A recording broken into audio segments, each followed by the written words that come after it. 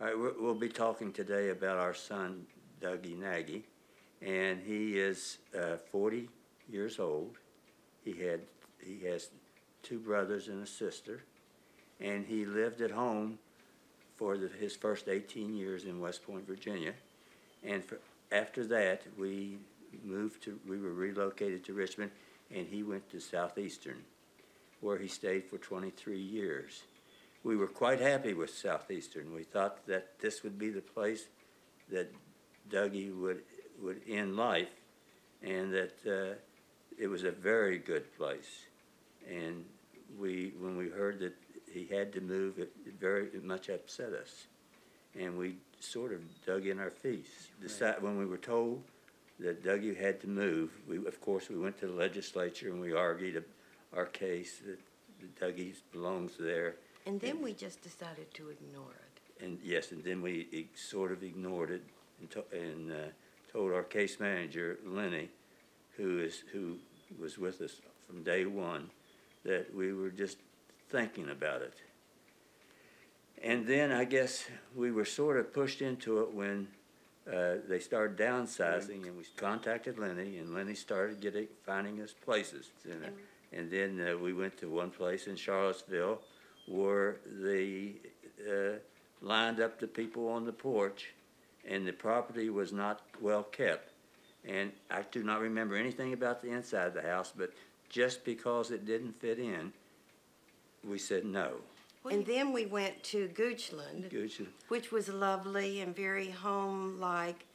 And then Goochland met Dougie, and they decided that might not work. They all tried. Every group home gave it an effort. And it just, then we were told by our case manager that there was a group home going to be built in King William, and we said, wow, that's closer to us. I mean, that's what we're going to wait for.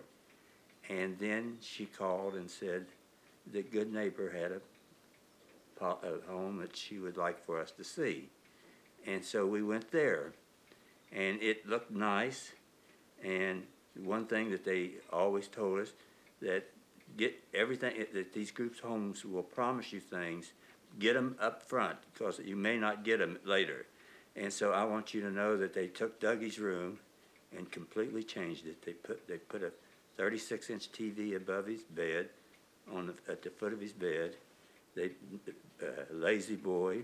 A patio right outside his door. They put in windows and a French door, so as he would get plenty of sunlight. And they fixed his house up that was just remarkable. And he went there, the Southeastern, the woman that took care of him at Southeastern came up and spent the night to be sure Dougie would acclimate. The staff went down to Southeastern to see how he lived there. And it was just a team effort to get him relocated. And I think it's important too for people to know that Dougie is severely, severely handicapped. And I never dreamed he could cope in a group home. And there are 6 people there, and 5 of them are way better off than Dougie. And they have befriended Dougie, and they seem to like him. Dougie needs his space, and they don't crowd him out. It's just worked. And there's one thing that Dougie can do, and that's eat. Yes. He can feed himself. And while at Southeastern, he had some rice twice that he choked on, and it scared him to death. So they pureed his food. So now all at once, the one pleasure that Dougie has, he's lost. And going into a group home, we said, now this is our #1 priority, to work on backing off on the pureing. And today, he can eat a Big Mac with no problems. And one of the nice things, too, is that he's close to us, and we were able to have a birthday party for Dougie in our house for the first time in well over 20 years. And he enjoyed it, and I have made chili, and I said, well, Dougie doesn't eat chili. He can't handle the spoon to the mouth. And the person who works most closely with Dougie said, you give Dougie some chili. And I did, and he ate it. And we sat around the table with the people who worked there and his fellow residents, and it was a better conversation than any of my women's club conversations. It was just fun. We set up this criteria thinking we knew what we were doing.